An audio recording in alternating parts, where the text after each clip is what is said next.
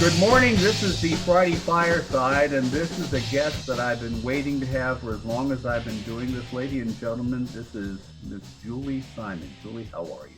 Hi, Rick. I am very well, and it's great to see you, and so great to be here. It's great to have you. So, let us understand, where are you now?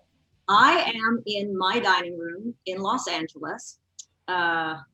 Yeah, I guess that's about it. You can see a little bit of the sunshine coming through. It's a beautiful hot day here. And how's life in the COVID world in LA these days?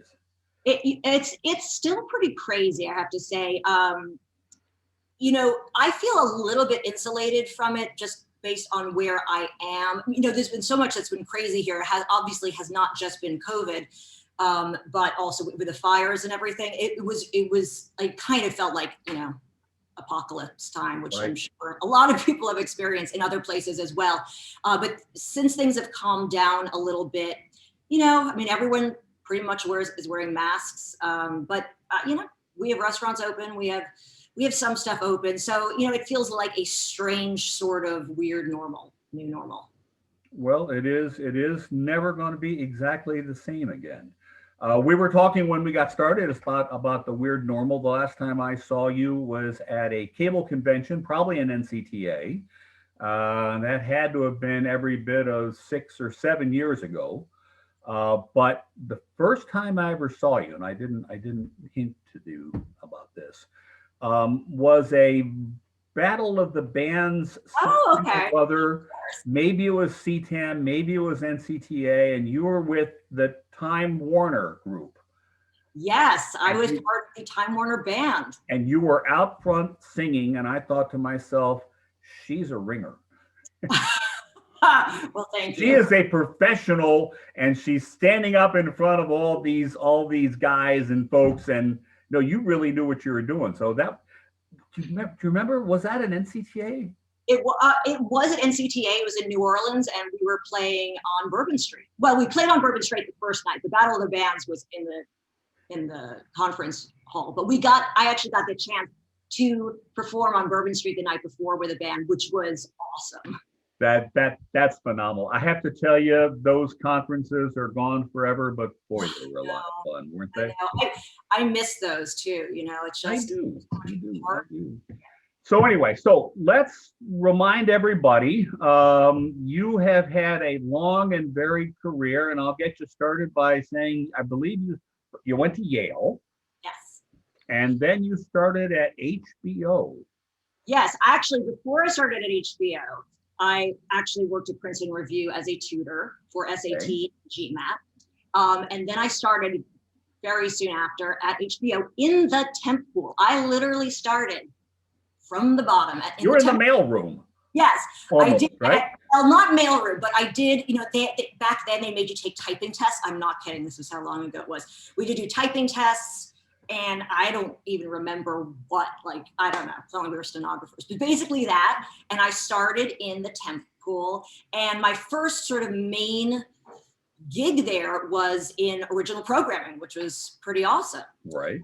So, and I was there for quite a while, and then wound up taking a job with the newly forming Interactive Ventures. Nobody was doing digital. This was so long ago. It was sort of like the beginning of digital, when we thought the biggest thing in digital was going to be CD-ROMs.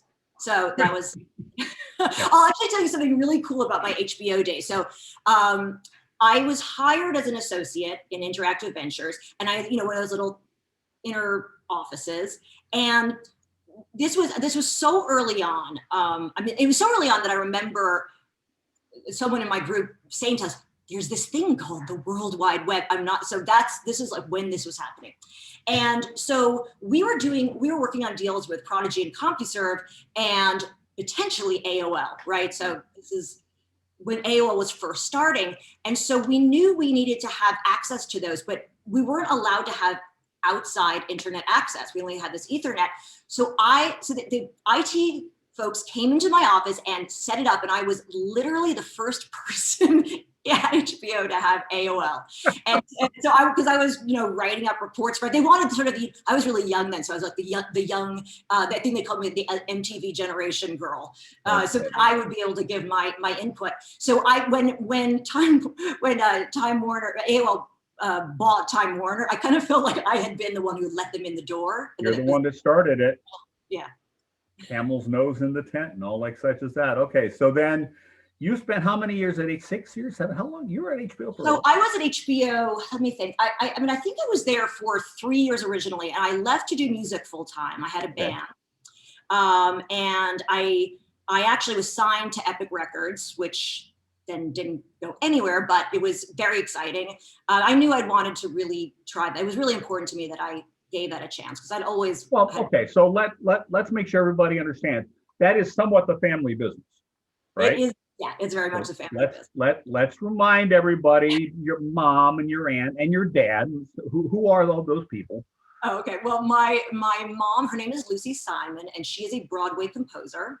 Dr. Zhivago and The Secret Garden. That's right. Yeah, she's an incredible, amazing composer. She's absolutely brilliant.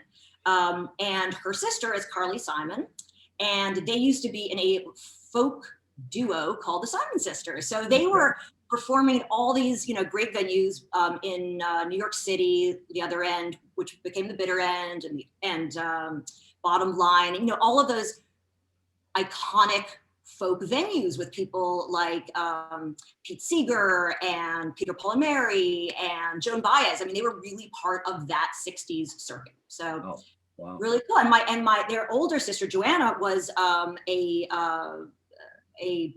mezzo soprano with City Opera in New York City. So holy smoke, no slouch herself. Okay, now, but also your grandfather is Richard Simon of Simon and Schuster.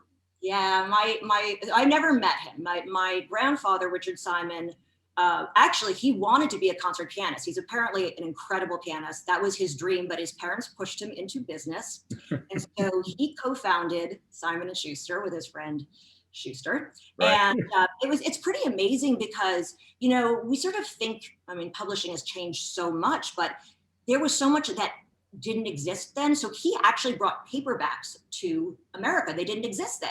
And he started out, the two things that he started out with were crossword puzzles, and he did sheet music as well.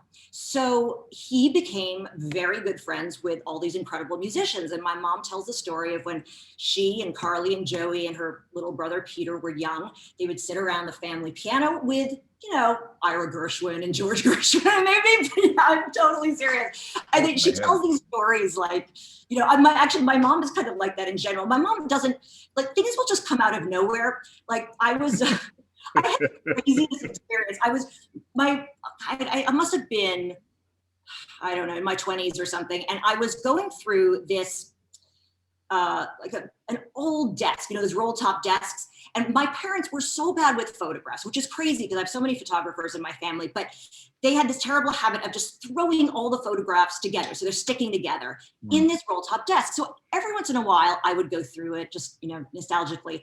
And I'm going through it and I find this picture. And I'm looking at this picture. There's a really nice picture. And it's my mom and John Lennon.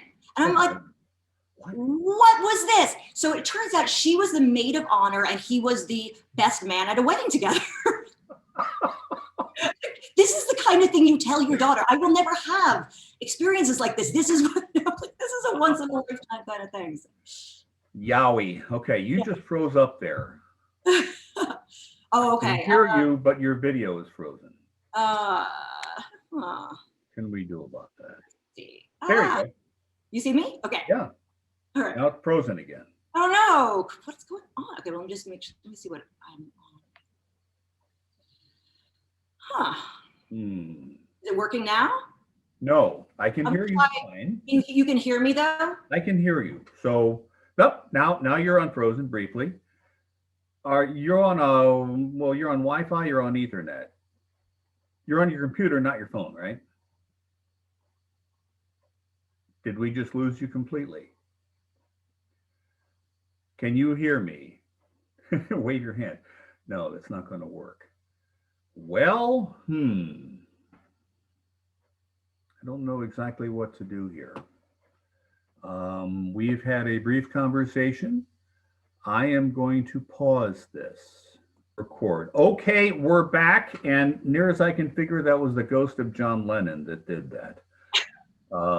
Okay, back to the real world. So out of HBO, then somewhere in there you went to Time Warner, but maybe that Yes, was yeah. So what happened was, okay, so I was doing music full time, and I had this deal with Epic Records, and I wound up losing my deal just before I turned 30, which at the time seemed like a huge thing, which is hysterical. But it was this crushing blow, and the music industry had really changed. So my whole thing was kind of that Lilith Fair time of the female singer-songwriter. And it had been sort of the whole music industry was all about that for a long time. But then all of a sudden in 1999, it changed over to Britney Spears and, NSYNC and all of that. So everything changed kind of overnight, and I felt like I couldn't get arrested, basically. So I was like, oh God, I'm 30 and I haven't worked full time in a really long time. I had been doing consulting work still for HBO. And in this just bizarre, weird coincidence, I remember being up all night. It was a Sunday night, and I was thinking like, oh my God, I'm really old and I need a job and I don't know what to do. And the next morning I got a call from someone I knew at HBO saying they were starting an internet subsidiary and did I want to come work for them? And it was like, it felt like the heavens had sort of opened and we're like, right. I think I have to say yes. And I really, it's funny because I really sort of held off for a long time on taking a full-time job there because I was still doing music. I was still performing. But this was during that early internet bubble time. And they were like, oh, no, we'll give you options. You're going to be rich. You're going to come, So that didn't happen. And the company that I was with, volume.com, we had a lot of fun. It was great. We wound up closing right after 9/11. Okay. And what happened was, so John Billick had been the chairman of our board at volume.com. It was right when he moved over to Time Warner Cable. So HBO sort of felt like they wanted to try to help us at Volume as much as possible. So they kind of made certain opportunities for interviewing at Time Warner. And I think there were a couple of us who came over, but I wound up meeting Mike LaJoy. It's like this, what an amazing experience. He's the first person really I met there. And he at that point was vice president of corporate development. Right. And much underserved, I would say, but he was such a force of nature, and he was about to start launching video on demand nationwide. And so he was looking for someone to, be on his team. And we literally had a team of 2 people. It was Eric Goldberg and myself and Mike. And we were the only people from corporate doing this. And I remember one of my first days on the job, we went into the boardroom and Glenn was there, and he said, we were supposed to have had, I think, been able to launch like 18 months. It was supposed to be 18 months away. And he said, sorry, we have to launch by the end of the year, which was 11 months away. And we want it everywhere by the end of the year. So it was one of these crazy, insane, moments. And Mike said, okay. And we did. It was phenomenal. And it was probably my favorite time I was ever there, because it was still in that sort of, I don't want to say the heyday of cable, but it was still a lot of fun. And Mike was incredible. And we just got to do so much stuff. And I was working hand in hand with the engineers, and I am by no means an engineer, but what I was sort of finding part of my corporate executive voice, let's say, or my talent was about translating the business, the business and the engineering with each other. And we had an amazing time, and we were working insane hours. I spent my first winter with Time Warner Cable at the head end in Green Bay, which is not where you want to be in the dead of winter, is all I can say. Is in that, not only in Green Bay, but in a head end. So it's a refrigerated room in Green Bay. Oh my God. Yeah, it was an amazing time. And I had a lot of really interesting roles there after that. I was in marketing. And then I worked for Brian Kelly and John Trierweiler. And then I moved over to Peter Stern's group. So that was, I think that's most of my time there was with Peter Stern. Okay. Yeah. And Peter Stern stayed there for a while, then went to Apple. Yeah. And I don't know if he's still there. I talked with him a couple of years ago. I don't know for sure. I believe that he's running Apple TV, but to be honest, since I have moved my job and roles and career I don't stay attuned to all of this, although I do try to stay in touch with people. The last time I saw Peter was probably about 4 years ago. Well, I tell you what, you've got, Fox in there, and you got Lifetime, you got A&E, but the Time Warner stories are phenomenal because that was a breathless time. It was. In the industry. And you and I share things. My first job was at the predecessor of Time Warner, which was American Television and Communications, a few years before you. But I was climbing poles. You were stuck in a head end, and I was climbing. I have climbed a pole too. You probably had a ladder. No, well, I did, but I did climb a pole. My last thing I did at Time Warner is I wanted to get a sense of what it was like to be in the field. Yep. So I went to LA and I did a month of training at El Segundo. And I learned how to I wasn't very good at it, but hoisting the ladders, yep. Building in. I did a falling angel. There you go. You do the falling angel where you're, and I learned how to. And I passed. I didn't grab the pole. I actually thought that was really fun. I thought maybe I have a new career in aerial arts or something. All right. Yeah, they would never let me actually install cable. I will tell you.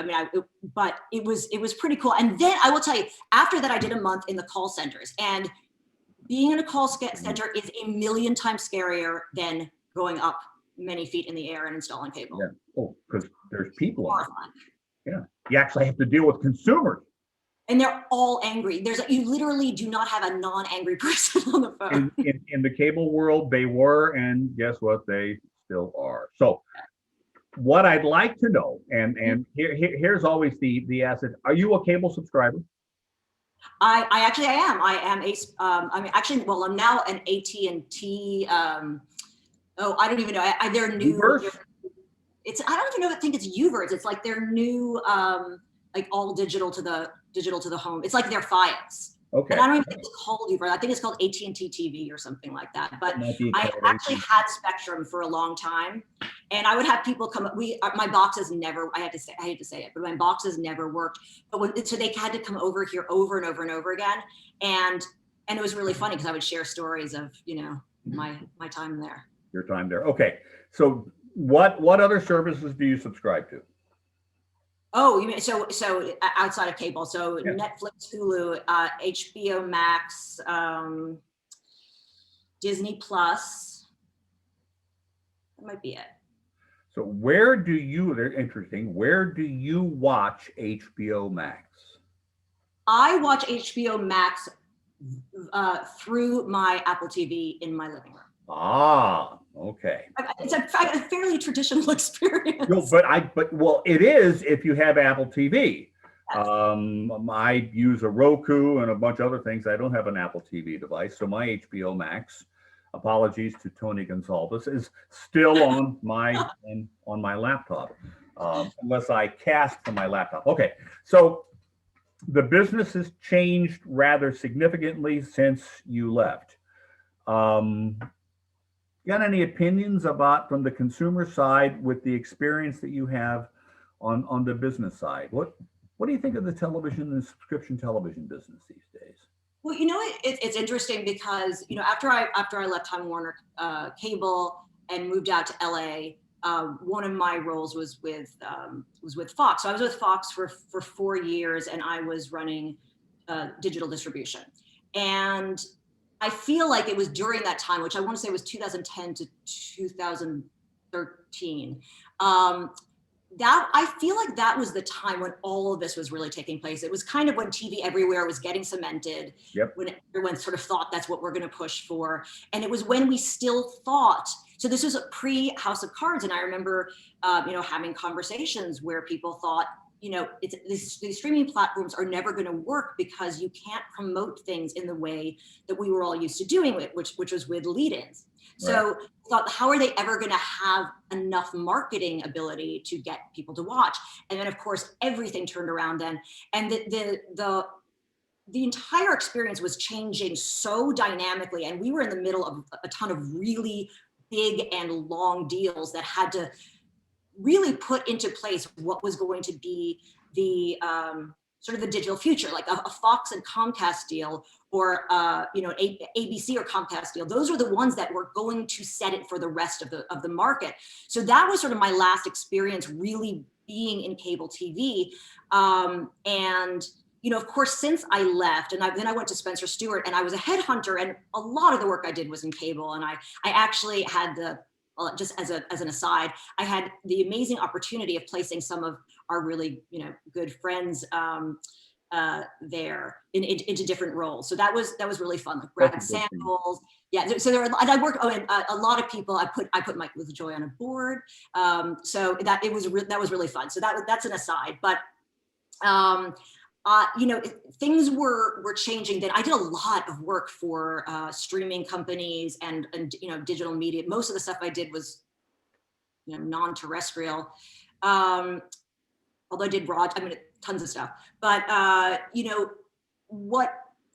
think what we were seeing sort of at the tail end of when I left Fox was it was getting to that point, when we would talk so much about long tail content, but the long tail content was kind of nothing, right? It was like so niche and so nothing. And now it's like everything feels like that. One of the weirdest experiences for me, I have 2 teenage children, and they don't have that same sense of a universal set of things that people watch. And the weirdest thing to me, we do have obviously really big shows, but one of the strangest things to me, and maybe you can appreciate this, but we all used to know the same commercials. Like we would know the jingles to commercials. We didn't want to see them, but it was, all of those commercials. And that doesn't exist. And that's, I know it sounds like a weird thing to lament in any way, because I don't necessarily, but there was something about that unity. Of course, people talk about, okay, we were all in front of the TV watching, Family Ties. But, now everything is just so fragmented. I feel like, my friends probably have, my kids probably have a friend set this big that's watching the same things as they do. So it's such a weird experience, but I will say I'm a big consumer. I'm a big binge watcher. And, I prefer watching TV than movies. I used to be such a huge movie fan, and I almost never want to watch movies. I want a full narrative arc of a series now. I get that. Yeah. Well, it's interesting that you mentioned about the advertising, because television has been in the past as kind of a social glue. Mm-hmm. Yeah. It was kind of the common language, the common experience. Like it or not, the commercials were part of that common experience. And as the industry has, your word, fragmented, it's just been shattered. Yeah. That the commonality of television isn't there anymore. But it's interesting. I have my clients in the business and my friends in the business, and I still have people that say Comcast is dead, they're going away, to which I say, you don't understand. You don't understand where they actually make their money right now, and it's in broadband, where the margins are terrific. But at the end of the day, this is all still just television. It's not brain surgery, okay? And in the business, we've done, Himself, we were in the middle of deals. Like, this is right. not life ending. Well, it felt like it, but it was not. But we in the business have done a pretty terrific job of completely screwing it up. We've made it impossible to find anything.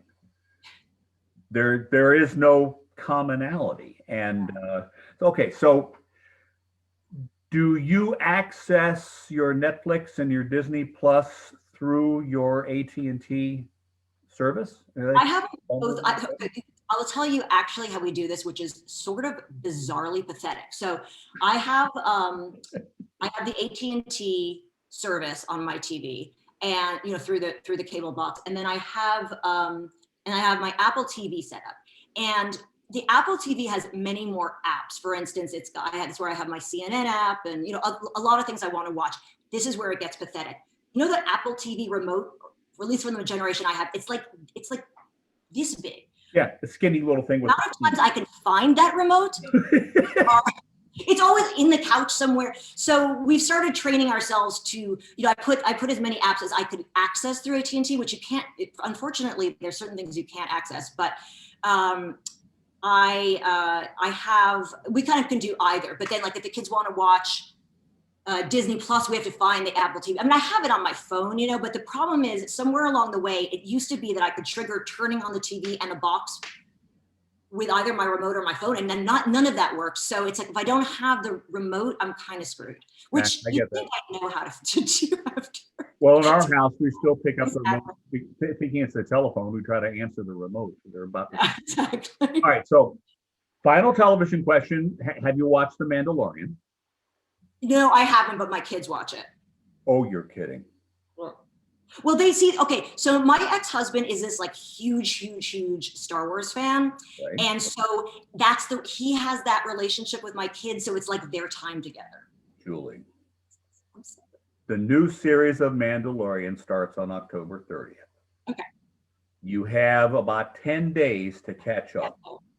And there's only 8 episodes. Okay. And they're short. They're 30 minutes long. They're astonishing. They're worth watching. Okay. Really? So now, with all of that experience and all that energy, what are you doing right now? Well, interestingly, and what I'm doing now is a little bit different than what I did pre-COVID. Right. But I was at Spencer Stuart, and I was there for several years. And at a certain point, there's such a big part of me that is an artist, a singer, a visual artist. And one of the things that I had been doing for decades was creating these really fancy cakes. And some people in the business have seen them because I would make them sometimes for Time Warner, Lifetime, and so on. And people would always say, "Why don't you do that for a living?" Because I'd make these really elaborate cakes. And I had this dream of doing it, but I thought, I can't possibly leave the corporate world and start a bakery. I mean, what am I going to do? I've got 2 kids. Right. So eventually I really felt like that's what I really wanted to do that. I really wanted to kind of give it a shot. And I had a very dear friend from college who helped me, she was invested and she helped me to start this company. And so it's called Julie Simon Cakes, LLC. And we launched 2 years ago. And it just took off so quickly. It wound up becoming this really viral, interesting thing. And within I think a month or two of launching, there was a big thing of one of my cakes in Alexa magazine. I think that's what it's called, from the New York Post. And I was in C magazine. And then I did this cake, and you can kind of see, but these are some of like the what's left over from the cake. Like I will often recreate parts of it to keep it. None of the flowers are on here, but if you see that cake in the middle, so that the one that has the carousel on top, I'm not sure if you can see it. So I did this cake for Kylie Jenner's daughter's first birthday.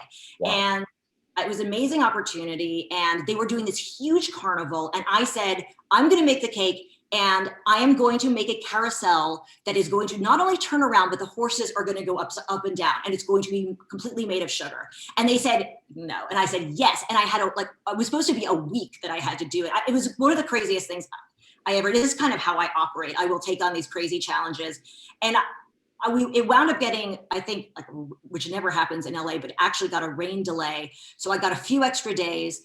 So, but it took me 200 hours because I had to think. I had this idea of how I would do it, but I wasn't really sure it would work. I was like, okay, please work. So I made this whole thing, and it worked, and it was amazing. It got picked up everywhere. So it was in People magazine and Bravo and Harper's Bazaar, and it was just kind of an amazing thing, and that just kicked off everything. And now I have this huge Instagram following. And I started just doing a lot of cakes for celebrities, for Silicon Valley VIPs, for royalty. And actually right before COVID, I was supposed to go to New York City. I was working on this huge cake for the 100th anniversary of Architectural Digest. And then we were going to do a big party, and it was the modern Renaissance. And I was working, hundreds and hundreds of hours on these flowers, because everything I do is made of sugar, all the flowers, fruits, everything. And, this was in, I think I started working on it in the beginning of February. And, it was like, as we were getting closer and closer into March, things were just like, I'm like, how are they not canceling this? And they really did not, they tried to keep it going for a very, very long time. And I was actually supposed to go into New York. It was March 19th, which is ironically the day they actually did the lockdown here. But I was supposed to do two things on the 19th. I was supposed to present this huge cake. And then that evening, I was going to go over to Carnegie Hall and sing with Carly, who was doing a big, supposed to do this big tribute for her. Right. And both of them, I was like, what? How are they not canceling this? And of course, at the very end, they canceled them. And we thought, oh, well, we'll postpone it just a few months. Of course, that didn't happen. So that kind of, brings me into that in the summer. And my work is all about doing these really huge events. I don't make little cakes, really. So I still have done some stuff over the summer, but nobody's doing things for anybody more than 10 people. Now it's, I don't know, there's stuff happening, but we won't talk about what people are doing behind closed doors. But it's just really not been the right time to do it. So I have been working on a few projects. One of them is a long-term project that I want to help sort of my industry in the event industry. And it's going to be it's a nonprofit that I'm working on. And then the other thing that I'm doing is I'm working on doing basically a masterclass. So I have a lot of followers and a lot of people who've been asking me to teach. And I had been doing classes in my studio, but I thought it'd be kind of nice to do something, during this time. But I've had to sort of learn how to do that and how to do it for a camera, because it's very different. But in the meantime, I decided to go back to actually my very first job that I had after college, because I'm not doing that much work now, and I am now tutoring again. So I'm doing test prep like ACT and SATs. And I also, one of the things that I do that's based on a lot of my training from Spencer Stuart, when I was at Spencer Stuart doing executive recruiting, there are a few things, some of the things I really enjoy. I loved working with not just my clients, who were obviously the company's hiring people, but working with this incredible talent pool. And I did some pretty intensive training in behavioral interviewing and leadership assessment, because I was doing stuff with the leadership assessment team as well. And after I left, I sort of found that I could translate that really well into working with people at various stages of their lives in transition, whether it was an executive moving into a new job, or so often, honestly, a new career path. A lot of people who had been, traditional TV people going into digital, making that transition. Also, students who were, graduating college and going into the workforce for the first time, or entering college, and all of that. What I wound up doing is kind of taking this holistic approach to it based on what I had learned, and helping people to create their narrative to help them, whether it was with interviews or essay preparation, or any of really the things that kind of get you ready for that next step in your life. And I was doing a little bit of that on my own when I first left Spencer Stuart, but then my cake business took off so fast. I was working literally 20-hour days doing cakes. And so now that I have some more time, I thought I really love doing that. I especially love working with kids. It's one of my favorite. I have, as I said, I've got two teenagers, both of who, needed test prep and working with them, although they don't want to work with their mom, of course. But I love doing that. And I started working for a company called Advantage Testing. And they're actually nationwide. They're in New York as well. It's a very small boutique company, it's a very high-end, very personalized service. And I do both test prep and I do this, helping kids with their college applications and essays. And kind of the whole thing of interviewing and kind of getting them prepared for that. So it's been really fun. So I kind of I'm splitting my time with a lot of things. And one of the nice things is that with Zoom, it's kind of opened up the ability to be able to tutor people anywhere. I have a student in Boston. I mean, most of my students are here, but it's great. I love it. And I don't know, it's fun because I get to exercise a very different part of my brain again. I get that. I get that. Well, listen, we are about out of time. I'm sure that all of your friends are going to want to watch this and find out what you've been up to. See you again, which is wonderful for all of us. And we will put a link to your LinkedIn page on this, not your email if you don't want to get buried, but if people want to ping you on LinkedIn, they'll be able to do that.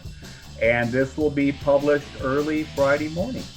So Well, thank you very much. And for everybody out there, be nice.